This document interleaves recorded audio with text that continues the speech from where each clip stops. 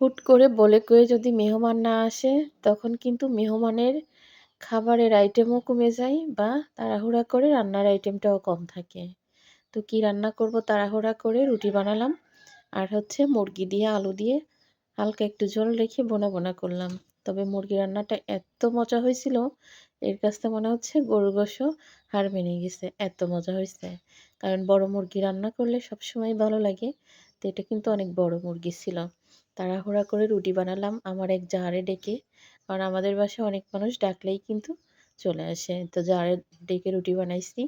আমি গোশ রান্না করছি। তো খাবার যখন দিচ্ছি, এই হচ্ছে আমার আব্বাজান, ছোট আব্বাজান। তো ছোট আব্বাজান মানে যে হাস্যকর, হাস্যকর কথা বলতেছে, হাসবো না খাবার দিব? বলতেছে, "আম্মু তোমার তো অনেক বেশি কষ্ট হয়ে যায়, তাই না? ভাইয়ার যদি বিয়ের বয়স হয়ে যায়, তাহলে ভাইয়ার বিয়ে দিয়ে দাও।" এটা বলে আবার বলছে, "না আমি বলব না। ভাইয়া যদি শোনে তো এসে আমারও পিটাবে।" ২ ভাই সারাক্ষণ ঘরের ভিতরে মানে যুদ্ধ চলতে থাকে।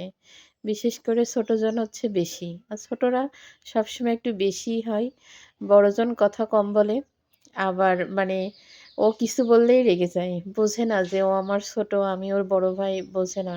দুজনেই সমান। ওদেরকে মানে থামাতে, থামাতেই আমার দিন পার হয়ে যায়। তো যাক সবাইকে দেওয়া শেষ হয়ে গেছে। এবারে হচ্ছে আমি